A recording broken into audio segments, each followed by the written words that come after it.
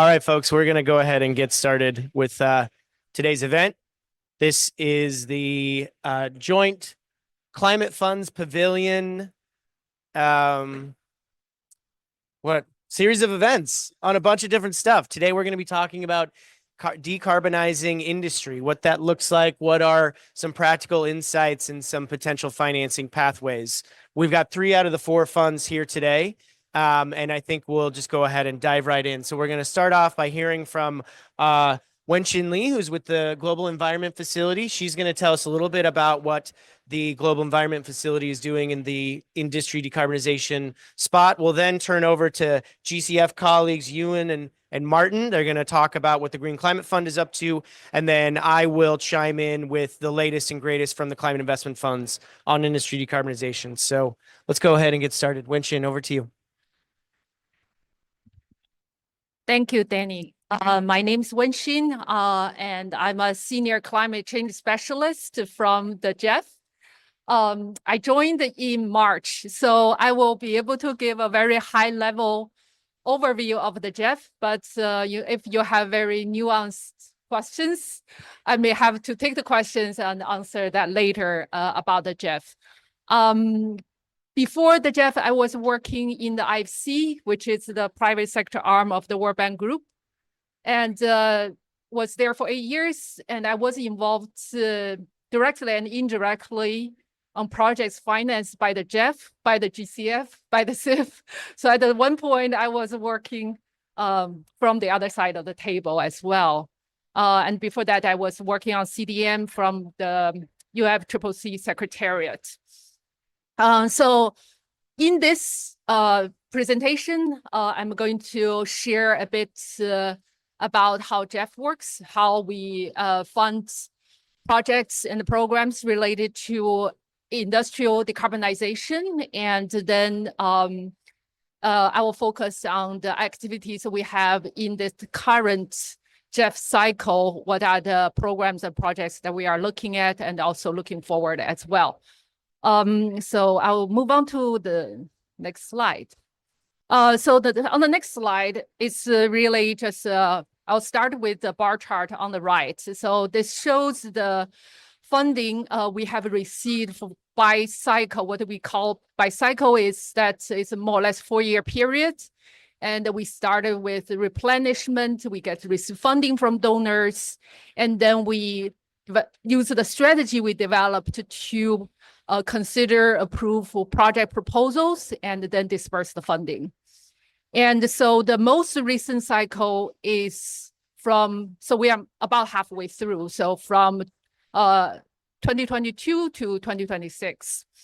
And I will zoom in on this current cycle. And so we have received funding for about 5 billion pledged by less than 40 donor countries.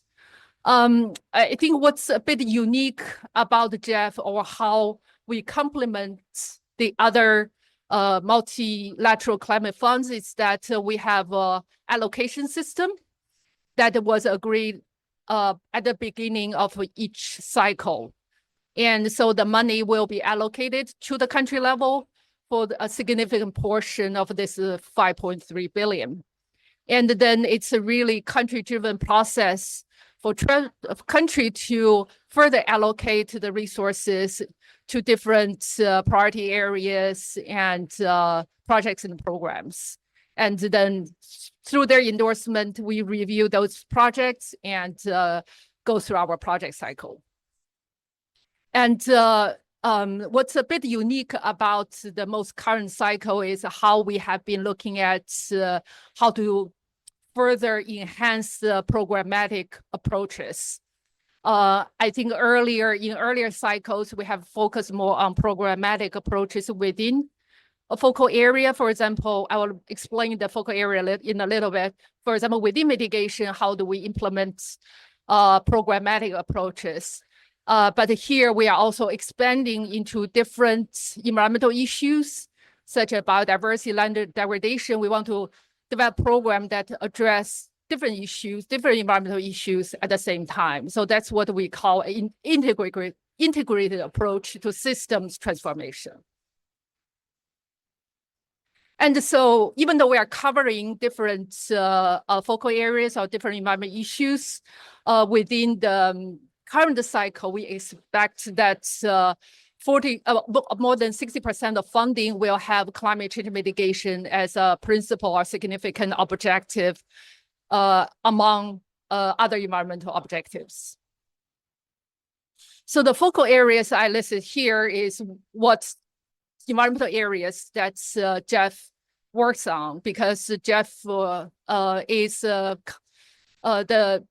financial mechanism or entity of the financial mechanism under a range of conventions, most notably the Rio conventions, here the UNFCCC and the CBD to address biodiversity issues, UNCCD on land degradation, and more conventions related to international waters and the chemicals waste. And as you can see, there is a lot of synergy between the different focal areas as well.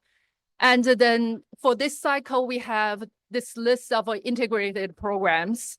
And these programs, we are trying to, within each program, target at least 2 focal areas. And I'll zoom into 2 of them a bit later.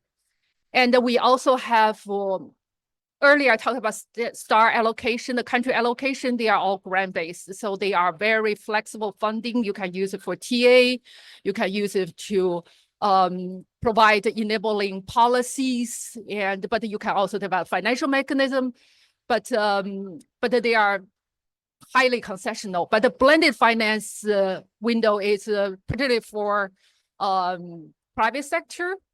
And this is also, this pot of money is more competitive, so it's not allocated to the country basis.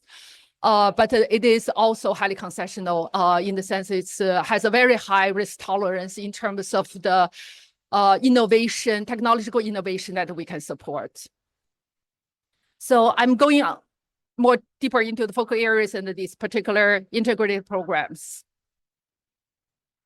Also, really just highlighted the chemicals and the waste focal area, especially it has a very high overlap with our mitigation focal area as well.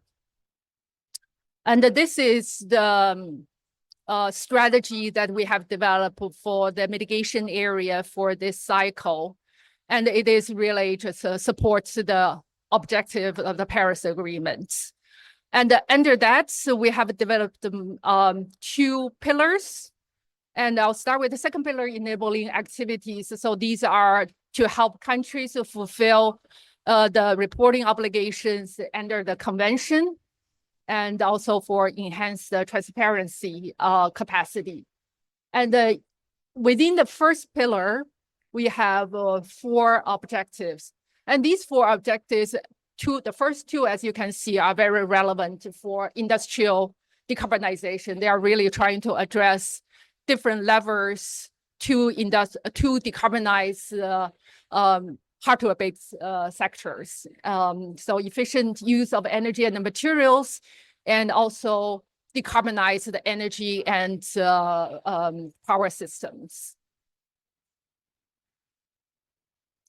So here, I'm going to use green hydrogen as an example to show, how we are trying to support industrial decarbonization. This is, I think it's more of the frontier of industrial decarbonization. When I was showing the cycles of GEF, we are at the GEF 8, but about 10 to 15 years ago, when we were at the GEF 4 and 5, we financed a lot of more conventional industrial energy efficiency projects.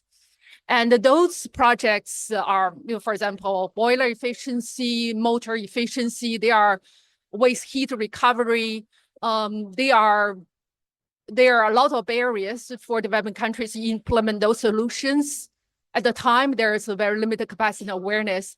But I think by now, those are probably areas that the private sector can handle with more traditional financing through the financial institutions in those countries.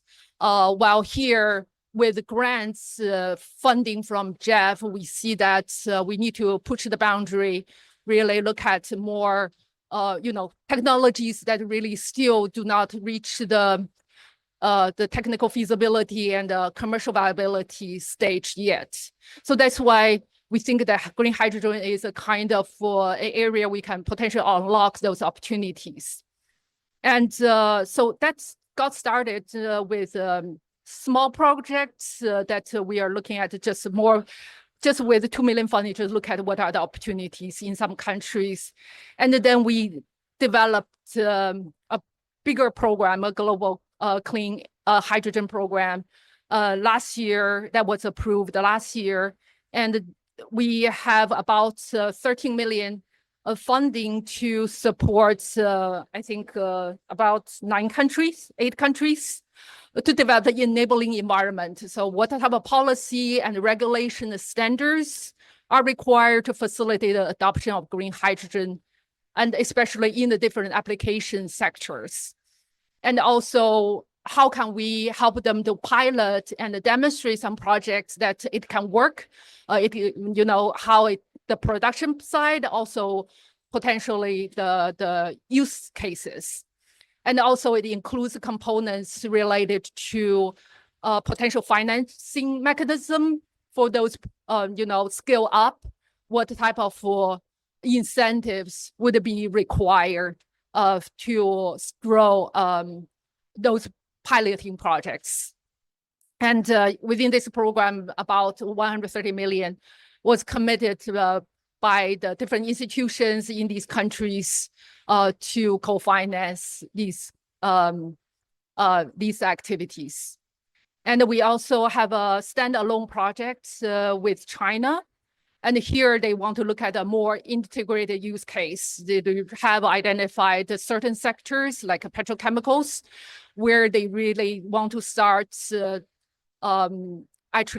testing how they can substitute the gray hydrogen with green hydrogen, and really test out the technical feasibility and really provide some incentive for them, because we know there's still a huge price differential for them to use the green hydrogen as a feedstock. So that's what we are doing now, but I can see that going forward, we need to further, this is the supply side a bit, but really the demand side, where green hydrogen or their derivatives, green ammonia, green methanol, where they can be used, whether industries or heavy industries or transport sector, etc. So that's something we would like to see coming our way as well. And this is my last slide. So this is just talk about the couple integrated programs that I was referring to. And the first net zero nature positive accelerator is really help countries to identify pathways for different sectors to help them to meet their commitments under this convention and also CBD.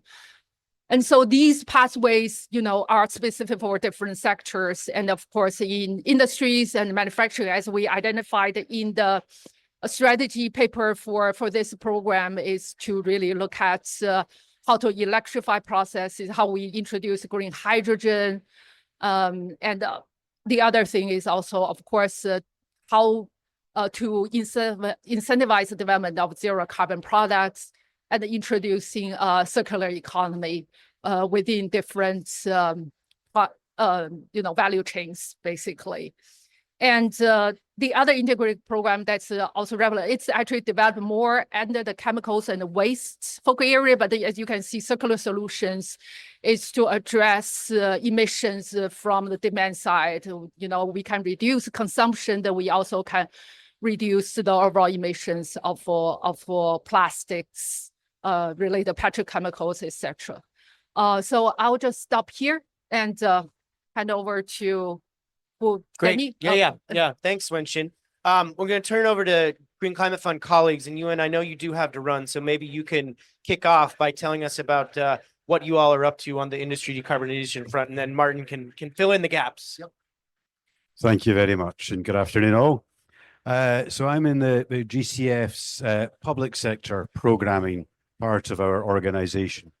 And unfortunately, we're not doing very much in the industry space. And I want to just talk about this and why, and where I'd like your help to try remedy that. We all know that the industry space is a major contributor of greenhouse gases. It is very clear in the NDCs that each of the countries prepare that industry space needs to be addressed. The paradox is in the national action plans, it hardly features at all. And in the country programs that are presented to GCF, it doesn't feature at all. Why is that? It's because the national action plans and the country programs are presented by the public sector. And the private industrial space is predominantly seen by the public sector as a private sector problem. So there is a lack of understanding, a communications gap that we need to try remedy together. Now, I look at the industry space and it's a no-brainer. We want a just transition. We want local, resilient employment. The public sector wants that. The ministries and the ministers want that as well. That local, resilient employment, economic stimulus, new economies. There is so much opportunity in this space for creating new economies. The circular economy examples that have just been presented for waste recycling, waste management, local resilient economies in the agri and food value chain, where we typically have 30–40% food wastage. But if we capture that value, that's an immediate uplift of 30–40% of revenue, of value into a value chain. And it does not take an awful lot of effort to create significant new business out of that. But what it normally requires is a change in behavior, a change in mindset. And this is where the public sector and the private sector need to work together to make that opportunity work, to de-risk for the private sector coming into that space, for the public sector to do the enabling activities. And whether it's the GEF, the Adaptation Fund, or GCF, we all are sitting on resources that we can use to help build that capacity. And we want to work collectively to drive that. So my call out and request, please, is come talk to us about the projects that you're looking to do to help us to understand what you see as the public sector challenges to enable, and to then help us inform the public sector on what needs to be done and why this should be in the national action plans and the country programs, because it's a no-brainer. Everybody's nodding. So I'm going to wrap up there. I think we can go into any sector or subsector in detail, but I think what we need to do from my perspective in the first few steps is pretty simple. Martin will then really help show where all the opportunities are in the private sector. There you go. Thanks, Ewan. That's a great segue. So we've got one side of the equation on the public, and we've got the private here with Martin. Martin, please go ahead. Thank you, Ewan. I mean, if there's one thing that I entirely agree with you, is that it needs an integrated approach and a consolidated approach. The size of the issue is humongous.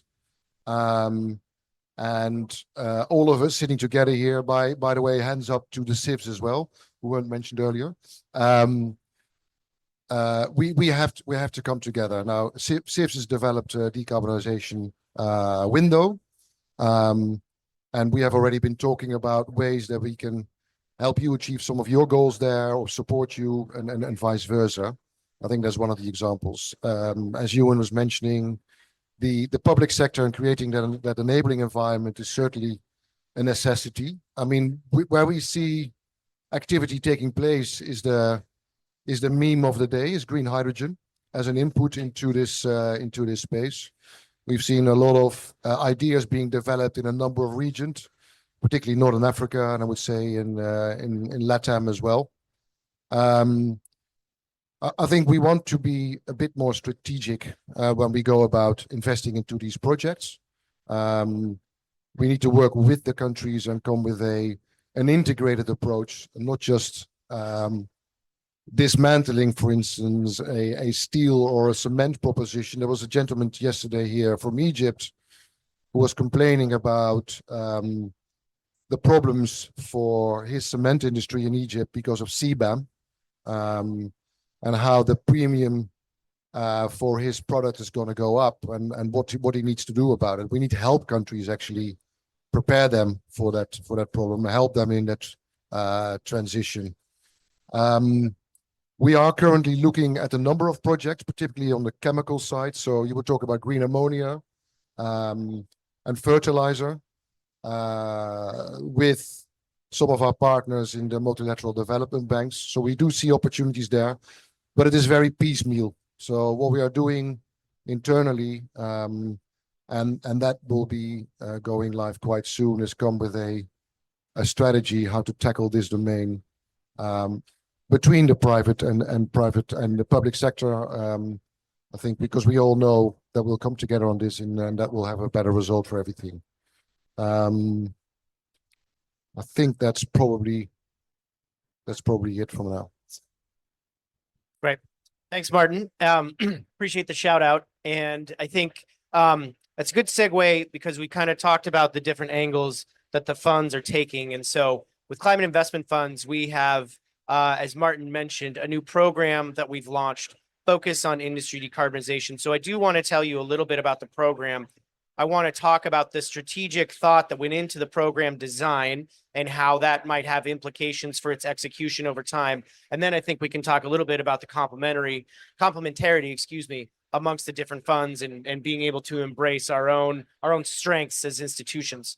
So for those who don't know CIF, we were established 16 years ago with the idea that we could serve as a bit of a focal point, a nexus for multilateral development banks to come together, access concessional capital that would allow them to do things that they can't do on their own, that they don't feel is their own capital is equipped to handle, whether there's too much risk in forms of technology, maybe there's offtake risk in some situation, a number of different risks, maybe new models, any number of things. You can think of why a multilateral development bank like the World Bank or the big regional banks would be hesitant to do a project.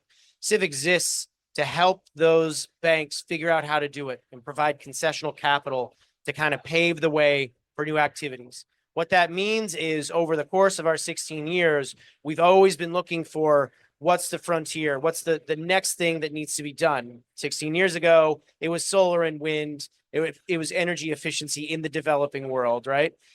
Fast forward to today, it's industry decarbonization. Everyone's talked about the scale of the problem. I think industry is responsible for 1/4 of global emissions right now, and that's set to grow to over 1/3 of emissions in the next decade or so. It's really a big issue, but it's one that the international community has recognized. And the momentum to do something on industry decarbonization is bigger than it's ever been. I mean, you walk around the venue here and you see people talking about it all over the place, right? So that's really exciting for us in CIF, because it's a great context in which we can introduce this new window for financing. Our industry decarbonization program is basically was built to look at the entire spectrum of industry decarbonization. So that means pretty clearly looking at high emitting industrial sectors and trying to figure out what sorts of activities can be done to reduce emissions in those sectors. But it also includes starting to support the type of industries that will lead developing countries on decarbonization pathways. So that means clean technology supply chains, clean technology manufacturing. So it's a really broad remit that this program has given itself, because the challenge is so broad. What it will mean in practice is we've designed the program to basically allow countries to use our programmatic approach, which is very much focused on investment plans that are developed with country leadership, the government taking the lead, bringing the MDBs together to say, these are the things we want to do. And in a way that we haven't done before, get the private sector involved from day one. So a new aspect of this investment program is, for the first time, private sector entities, whether they be specific firms, whether they be trade associations, other folks in the private sector, can co-sponsor an investment plan with the government, work together with the government to sort of define that investment plan from the very beginning and be an intimate part of the execution of that investment plan through the project pipeline that's developed as part of the process. That project pipeline has a floor of 50% private sector activities. So we're really trying to find a way to balance the public needs and the public opportunities with the private aspect of so many different types of these sectors, right? And so what we've said is countries, as you put together an investment plan, if you're doing it with a private firm, at least 50% of those activities should be direct private sector activities. But you can go all the way and do up to 100. There's flexibility there, but we sort of set a limitation there to say this, at least this much needs to involve the private sector. We are asking countries to, when they're putting these plans together, to identify the type of firms that they think they would want to work with in the different sectors, right? I mean, you can imagine that if a country, they want to work in steel, they probably have a good idea of which domestic firms would be well positioned to begin this decarbonization work. We're asking them to identify that upfront, not to say they're locked in and those are the only firms that can take advantage of this program, but rather to kind of show commitment early on that these type of activities can happen with these different firms. We asked for countries to submit what we call expressions of interest. We opened the window to do that at the beginning of October. We're now mid-November. That call will end around mid-January. So January 17th is the current deadline. At that point, we're hoping that countries will submit expressions of interest. Those that have identified private sector partners will have done that as well. And then we'll be able to undertake our process, which involves hiring independent experts. We in CIF will not have the final say on which countries are selected. It is a competitive process, and we do expect a lot of competitive bids from different countries. So those of you in, official country parties, I hope get to work. And if you have questions on how to do that, we had a session earlier this week on ways that you can sort of submit an expression of interest. And we have team members that would be happy to kind of work with you to do that. At the end, we are expecting that around 4 to 6 countries will ultimately be invited to prepare investment plans with envelopes of up to 250 million. That 250 million is concessional finance. So we expect some significant co-financing to come in with it. The MDBs, private sector actors, national governments. The experience that we have in our clean technology fund, which is where this window is established, is a co-financing ratio of about 1 to 10. So there's potential here that a country that puts together a plan of 150 million could potentially be mobilizing 1.5 billion for what they want to achieve in high emitting industries, whether that's steel, whether that's cement. One country we spoke with earlier this week was interested in ceramics. Textiles is one that maybe isn't often thought of, but is a real opportunity for significant greenhouse gas emissions reductions without significant capital investment, right? And I do that's a point that I do want to get to with the panel maybe a little bit later. But I spent a lot of time talking about our model, and before I wrap up, I want to talk about it in the context of complementarity between what the different funds do, right?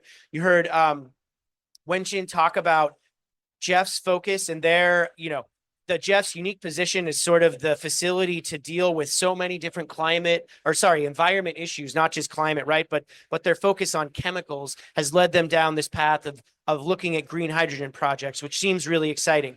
And those can often be very complementary to the different types of activities that would be covered by our program. So whether you're using it for ammonia in the chemical space, green hydrogen can be a storage medium that could work for things like steel, things like that. There's lots of opportunities. And then with GCF, the great direct access model that GCF has, the ability to sort of span public and private, makes me think that there are opportunities to figure out how we can take the GCF pipeline, which is it sounds like it's growing, although it still has room to grow, And we can take these investment plans and try to identify what are those focal areas and what are those gaps? And then are there opportunities for GCF to come in and maybe start to fill those gaps? So these are very early days, very early stage conversations, but hopefully, they get your brain pumping a little bit. It's got us talking to each other here at COP. And so it seems like a really exciting time for industry decarbonization. So I'll stop there and I'll say thanks everyone for your initial interventions. Maybe we can transition now to the Q&A session, which would very much love you guys to jump in. But I think maybe to start off, I'll just pose a question to everyone, myself included, but I'll turn to my colleagues first. Is, in your mind, where are the areas that should be prioritized? There are so many opportunities in this space. There are so many different things that can be done. And there are so many ways to use our resources. Like, we're expecting up to $1 billion in our program. You could spend $1 billion on one steel plant if you wanted to, right? So how do we make sure that we are getting the most value for our investment dollar, and where should we be looking for that? And maybe I'll turn to Ewan first. Ewan, please.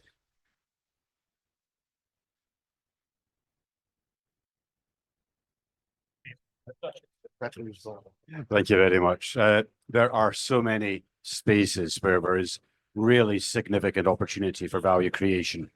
I think two that I would just call out because they really help us to address bringing climate action to some of the most climate vulnerable and hardest to reach, but also really help us in the whole industrial decarbonization process.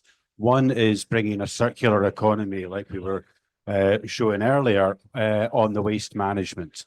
1 in 100 people in an urban setting in a developing country is working in waste collection, scavenging. They're really climate vulnerable. A lot of that waste is then going into landfill, producing methane gas, or where it's not going to landfill, it's just polluting the environment. And yet we can really create really, really interesting circular economy models there, but bring a lot of economic value into that space, and then really start reducing the raw resource consumption. So I really applaud what Jeff is doing. It's a space where the public and the private sector needs to work together, but it's a no-brainer. Another one, as I mentioned, was just the food wastage that we have with across much of Africa, 30–40% of food being wasted. We need to be really looking at how we help the SMEs in the value chain to bring in the best of best practice and bring that then to the large scale industry as well. And it's easy, it's technology transfer, but it's around de-risking that micro SME financial risk, credit risk. We can really do this. Thank you. Yeah, just a couple of thoughts to add to that as well. I mean, I like the idea of circular and recycling. I mean, one of the contributors to decarbonizing steel, as we know, is high quality recycled steel going into the electric arc furnaces. So that's something that I'm looking at. But in determining our strategy at the moment, we've made a fundamental analysis of which countries have the biggest. So we've taken a country approach. Which countries have the biggest need and the biggest potential? How can we help these countries in their transition? So that's the approach we've taken. We've analyzed we've made a top 10 of the high priority. We also need to see that in the context of how we are already supporting countries. As I said earlier, we're a country-led organization. And we need to analyze that in terms of what we are already doing with them, and whether or not we need to prioritize maybe some of the underserved countries. We've made a two-tiered approach to that. So there's a top 10, top 15, I would say, and then there's a second layer to that.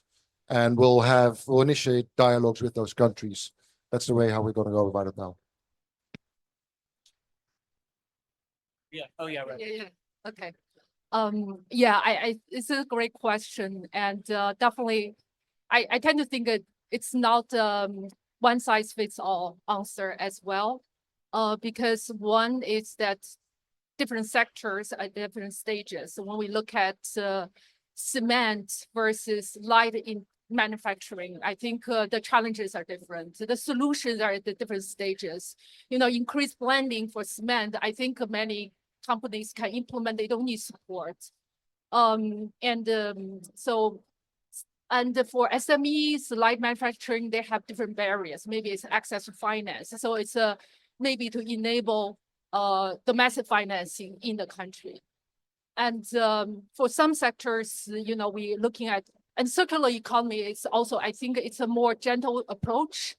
Lot of facilities, there's always, you know, internally within the facility, there's a lot of space for increasing resource efficiency that has a positive payback. They should really just start implementing already using their own capital with their financing available to them already. But I think with the tools we have, we need to look at, you know, more harder problems, hardware-based sectors, innovations like green hydrogen.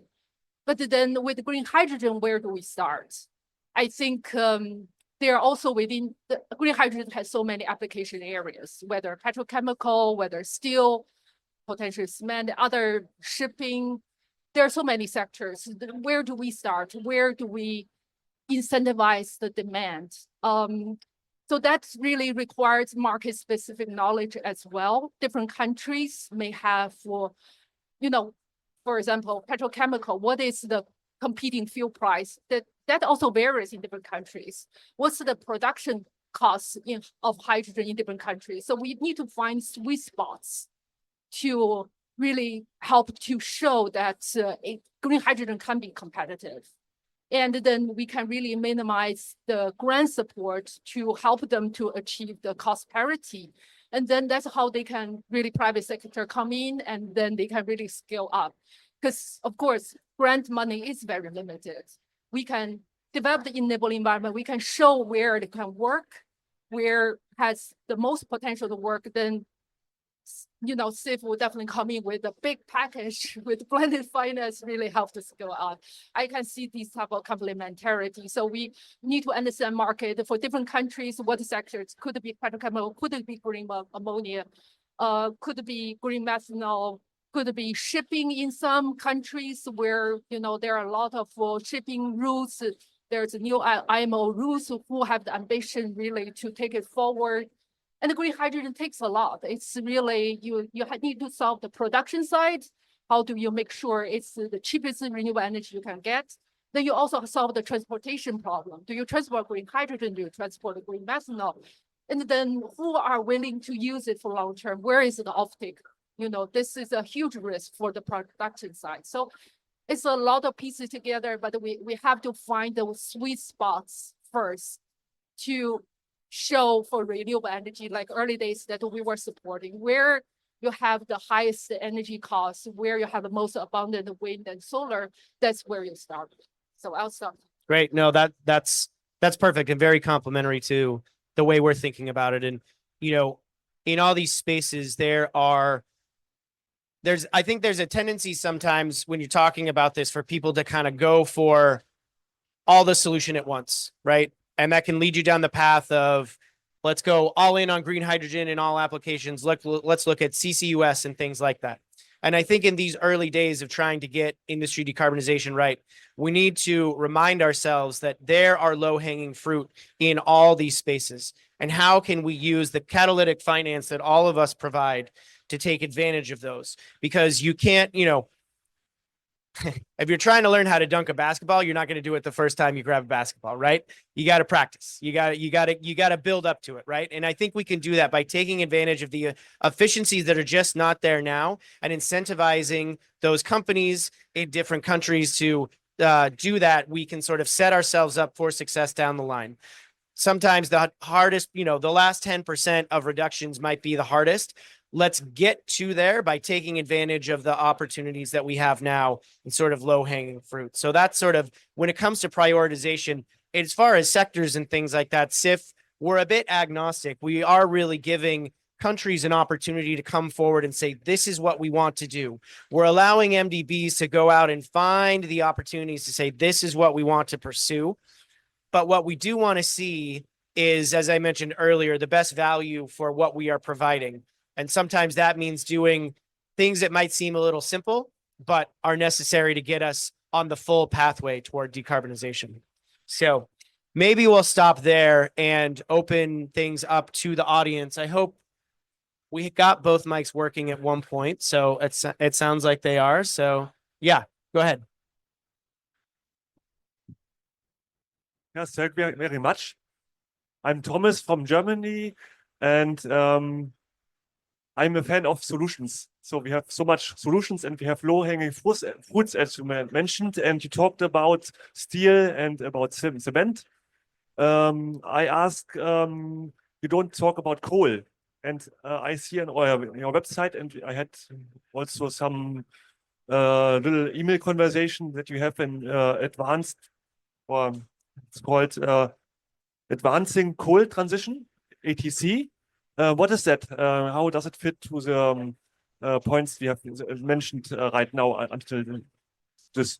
Yeah, sure. So we have another investment window in our clean technology fund called the Accelerating Coal Transition Program. That is very much focused on accelerating countries away from coal. And I think we are now investigating the synergies between the two things, industry decarbonization and coal transition. In the steel sector, you often have a very dedicated use of coal, right? Metallurgic coal is necessary to kind of get the temperatures you need to make the steel. Are there ways we can sort of look into recycling, as Martin was mentioning earlier, paired with electric arc furnaces, that we can shut down those metallurgic coal plants? It's something that we are interested in pursuing, and we're encouraging the countries that are putting things together to think creatively about these different things. Because there is obviously, there's an intersection of interests here. And so if you can, you know, get two birds with the same stone, then that's something we would absolutely encourage. We'll see. As I said, the application process is open until January, so it'll be really interesting to see what countries come up with. This is a space where we are trying to encourage as much as possible creativity, thoughtfulness, while ensuring that everything supports the national action plans, the NDCs, all the national policies that will help countries sort of achieve their climate goals. So yeah, I'll leave it there. Yeah, if we could pass the mic to your, yeah, right there. Perfect. Thank you. Yeah, thank you. I'm Hamilton Kamana from Malawi. It's a general question regarding the perception that people have out there in terms of the processes for application for financing from these windows. It appears to be so complicated, not straightforward. And I'm glad you mentioned that on Monday there was a session. I don't know, maybe some of us will miss that opportunity. How can we get some support in terms of helping us, in terms of how we can submit our proposals? Thank you. Sure. Maybe I'll start and then I'll ask colleagues to. So in order to get financing from the climate investment funds, you need to be an ODA eligible country, and you need to have an active program with the Multilateral Development Bank. So if you clear those two hurdles, that's a good start. We had a workshop here on Wednesday where we sort of went over the details of the program and how a country could submit an application to be part of the program. We also, on our website, CIF.org, have a video where we did a global question and answer session where we talked about the application process as well. So in a very micro sense, that's you can use those resources to figure out how to apply. More generally, the model of CIF is one that, you know, we sort of jump on opportunities for countries to apply, but it's not consistent. It's not the kind of thing where you can come to us at any time and submit a proposal. You sort of have to be prepared. A country and an MDB have to be prepared to sort of take advantage of these windows. When we open up a new area of funding, we have resources that are available. Now, I will say, just a side plug, we recently launched a new mechanism that will allow us to access capital markets for the first time. CIF will be able to issue bonds. We'll be able to take that bond revenue and have even more concessional resources. So our model is going to evolve, and we're going to try to look to have a more rolling process where countries can they can come forward, not when we sort of get a new contribution, but based a bit more on need and demand. That evolution is going to take some time, so I can't give you a whole lot of details on it. I guess I'll just say stay tuned. Hopefully it'll be easier to access CIF very soon. But let me turn to someone where it's a lot easier to access resources. Thank you for that. So at GCF, it depends how you want to access the fund. I mean, as a country, if you are looking for support in capacity building, creating an enable environment, supporting in your NDCs and NAPs, we have a special window that's called readiness. If you are looking for funding for a project or a program, we work through partners, and partners typically go through a process of accreditation that is undergoing review at the moment. As a gentleman to your left knows, that was discussed in a recent board meeting and will be discussed soon again in more detail. There are one or two other modalities, depending on the type of program or project that you wish to bring, that may work slightly differently. You could also access, by the way, the GCF through an already accredited entity, so you don't have to obtain your own accreditation. So there are various ways of doing that, but I think the most important message is that we work through a partnership model. We don't, let's say, execute or manage the projects or programs ourselves. On the Jeff side, as I mentioned earlier, we are very much a country-driven process. So every country, every recipient country, in every recipient country, we have a national focal point, and it's listed on our website. So especially if you want to access funding that's already allocated to your country, it's good for you to talk to the focal point in your country and to understand how they are selecting the projects that they will endorse for submission to us. And we also work with the implementing agencies that have offices or reach in these countries. We are all based in Washington, D.C. Unfortunately, we are a small organization, but we work with implementing agencies that have offices in different countries. So your national focal point also can help you to link with those offices to see which one would be best to support you to executing those proposals. And so that's for the country allocated funding. And we also have the non-grant investment, so the blended finance window, where you can directly submit through one of these implementing agencies that have offices in your country or region. And so they can bring your project to us directly as well. So these are the general access approaches. Thank you. Okay, my name is Leif Holmberg. I'm from the Swedish government and also happens to be the incoming co-chair for the Green Climate Fund. I actually think that you answered many of the questions that I had prepared already, like speaking about how you complement each other, because I think that's an important point. Also on how you're engaging the MDBs. But just before I make my questions, I just emphasize to my colleagues here to the right that I mean, if you want to access funding from these entities, you need to engage with your government and you need to engage with an accredited entity that is the partner that will actually apply for the funding. That's generally the two ways that you have to work through. It's not about anyone can access these funds. But the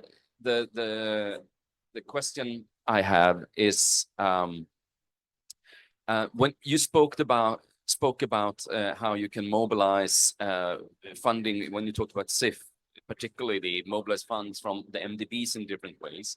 But my question would be, how can all three of you, in relation to particularly this area of decarbonizing industry, work to ensure of mobilizing national resources, and so that you are catalytic for national resources in their work to decarbonize their industry, because basically every country has submitted an NDC.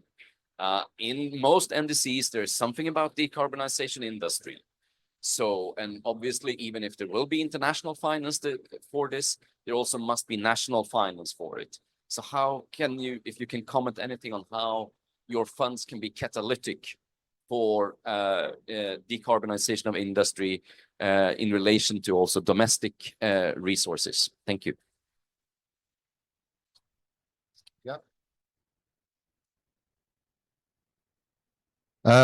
I can answer part of that question, hopefully most of it. I mean, within the private sector, our premises is always that for every dollar we invest, we must see, rule of thumb, at least $3 co-invested from other investors, whether those international or national, that can be both. We, as you know, we have the benefit of de-risking projects and de-risking countries, which will make projects hopefully more attractive for external investors to come in. I think what I'm missing in the dialogue a little bit, and it's something that I've been working on, and I know you are as well, is bringing the industry into this conversation and the industry associations. So we know World Steel is very interested in this, and they are a dialogue. They are a partner in the dialogues that we're having. And there's also Global Cement or Green Cement Association. We'll have to do the same with methanol and ammonia. So the way I see it, it's a three-way conversation. It's the industries, the investors behind the industries that we need to have in there. It's the governments, and it's the fund. And actually the fourth is obviously commercial investors, because we're going to have commercial capital at the table by catalyzing our capital. Yeah, I think Martin covered a lot of the bases. At the end of the day, I think what we're all trying to do is sort of establish these projects that show that they can be done, and they start to become business as usual. And when they become business as usual, it can be easier for national governments to begin to invest in it, right? Because that's just what you do. I think one thing I'll add is, as I mentioned earlier, our program is focused on clean technology supply chains as well as high emitting industries. And what that means is that we are actually sort of encouraging countries, applicant countries, to think about, are there parts of the clean technology space where they would want to begin to develop their own capacity, whether it's through manufacturing or circular economy practices, something like that, to look at the sort of equipment that is necessary for decarbonizing. So we've been talking about hydrogen a lot tonight. Why can't countries start building their own electrolyzers? Why don't they start building their own heat pumps, solar, wind turbines, all these kind of things? You start to build a domestic industry, then you'll just naturally attract the national resources, right? Whether that's through government and then bringing the private sector in as well. So we're hopeful that countries take on that challenge, and we do recognize that it is quite challenging, but I am optimistic that we'll see some really interesting proposals that will lead to a national focus in these spaces. Yeah, I think maybe I'll look at it more from two aspects. One is for a particular project or program we are financing, what is the co-financing that we are looking at? I think over the past year, I think for climate mitigation related projects for Jeff, we are looking at about around 1.128. So because we are highly concessional, so we are able to leverage about 8 times co-financing, also national, international sources. I think this is just a direct co-financing, but I see that we develop enabling environments. We help to de-risk early stage pilot projects to help to bring them to more attractive, become more attractive in market and become viable commercially.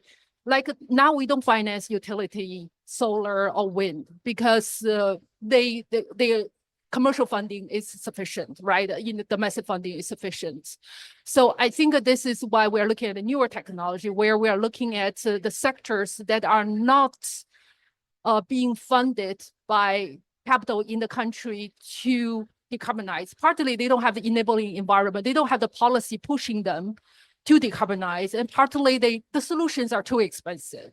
So that's why we have to support them to help them to reach a scale that private financing can come in. So that's, I think that's a long-term view that we see already happening with large-scale renewables. Thank you. So I think we have time for one more question before we wrap up. So please go ahead. Thank you very much. I wanted to know the funding cycle of all the 4 funds. Are they synchronized or they come through different times? That is number one. Number two, one of the things that we have been experiencing in our countries is the coordination, multiplicity of different interventions. And you end up seeing a lot of duplication, different funding coming, but targeting, very tiny thing, and that's not really effective. We're wondering what is the mechanism, what is the framework that we can put in place, especially the countries that really want to tap into this space for support, to increase the coordination between government and the private sector, so that we are able to optimally utilize this kind of support. The last one is the conditionalities that come along the. Okay, we are not saying that remove all those steps but we are looking at, for example, in my country, I come from Uganda. I am the permanent secretary of Ministry of Health. I have very clear plan for many environmental issues, but then the focal person, apart from finance, then we go through another agent that is basically, like, for example, in our country, Ministry of Water, and then water is just looking at one component. But for me as health, I'm looking at broader aspects, and that derails us. We lose time, and we don't really get what we want in the real time when we want this kind of financing. So how can we change the algorithm or the protocols to access some of this, so that the processes are shorter, but also direct to the real people, that not going through so many stages and focal people. Thank you. Sure. There's a lot there. Let me try to tackle a couple things. I mean, first of all, I'll speak for CIF, and then I'll pass to colleagues to speak for their institutions. We do not have a regular funding cycle. Unlike some other funds, we don't have a regular replenishment, right? So our opportunities come when we get contributions from donors they're saying either they're interested in a specific topic or they're willing to sort of buy in to what we figured out, right? So for industry decarbonization, we had some donors that were very excited, but they weren't able to donate right away. So this program has actually been in the works for 4 years at this point, right? We then found a donor that was willing to sort of buy into the idea, and they actually kind of pushed us to move into the clean technology supply chain space, right? So it's not super consistent with CIF. As I said, we're hoping that the changes to our model based on this CIF capital markets mechanism, which allows us to access bond markets, will change that a little bit. In terms of complementarity and coordination amongst the funds, I mean, the first step is sort of you're sitting in it a little bit, right? There's now a dedicated effort amongst the 4 multilateral climate funds to come together and figure out how to work. And the conversations have been ongoing in this space for almost 2 years, I think, at this point, right? All the leaders of the funds are very committed to it. They had a big meeting yesterday to kind of talk about ways forward. And then that trickles down to us and sort of the program teams. And I think now we're learning each other's strengths. Just to be honest, I'll speak for myself. I'm learning the strength of GCF and the strength of Jeff, and then figuring out how it can fit with my model, which I would argue is not as like there's a structure to it that's really valuable, and our process is really valuable, but that does not allow for the type of flexibility that I see Jeff or GCF being able to execute. And so I think the question moving forward, at least in my mind, and I'd like to talk to Martin and Winston and others about it, is how can we sort of make our process maximally flexible to allow them to come in and have co-sponsored activities or complementary activities at the very least. So I do think it's an involved process and one that we're working on, and we've taken the first steps, but there's still quite a few more steps to take. Maybe Winston, I'll turn it over to you. Yeah, I think one is definitely I agree with what Danny mentioned. We are starting to work together as well, and really trying to figure out better and how we can streamline our processes and also really improve the complementarity. I think one is also another area is that Jeff, we had a side event yesterday about country platform and the policy coherence. And we had the guest speakers from Madagascar and Benin to talk about their experiences in developing such country platforms and address the issues. Policy coherence is what you are trying to talk about, right? Different ministries have their own priorities. How do we ensure that, they can come together and really develop a coherent pipeline for all of us to come in? The IMF is committed, multilaterals, bilaterals, MDBs, they are all interested in working together to support such country platforms. So it's more, the country needs to have the willingness to it has to come to almost above ministers, right? To bring the different ministries together, say, we want to really push forward on NDC, what's the projects we need, and what are the policies we need, what are funding we need, who are coming to this table together to do this, right? So it's a lot of efforts, but I think many countries should consider this approach as well. MF has a big program to support this. Great. I'm going to turn it to Martin to bring us home. Martin, please. I was just wondering about your first question about the funding cycles. Is there a particular reason why you're asking that question? Because our funding cycles are independent of your ability to access the funds. Was that related to each other somehow? Oh, okay. Well, I mean, the answer to that is we have the window, the access is available regardless of where we are in the funding cycle. We're going through our second replenishment, and you may have seen the announcement this week that the Swedish government very generously contributed, pledged 8 billion Swedish krona. We're working through a cycle now, our USP2, as we call it, which ends in 2027. And that underpins some of our priorities and our strategies. But the window is open. That's irrelevant. That's irrespective of that. On coordination of governments and how to help you with that. I mean, within GCF, we work with one focal point. We call that an NDA, a nationally designated authority, which is typically within a country, the Ministry of Environment, can be the Ministry of Finance, but those are typically our focal points and the people that we deal with as a fund directly. And they would also be in charge typically of your NDC and NAP strategies. Okay. So that would be for the government itself to agree on between departments. Now, in setting that strategy and building that capacity, we would support, as I said earlier, through what we call readiness, our readiness program, and help countries defining their strategies and building the enabling environment. So I hope that sort of answers your questions there. All right. Thank you all for coming and spending this hour with us. If you have more questions, there are QR codes on the wall. You can sort of check that out and dive into all the good information that the different funds have. With that, we'll say thanks and have a good COP.